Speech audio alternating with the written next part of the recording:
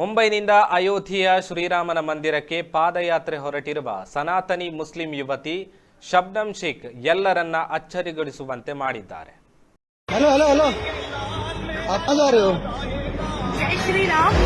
मैं जा रही हूँ मुंबई टू अयोध्या पैदल यात्रा करने। पैदल चल गए? यस।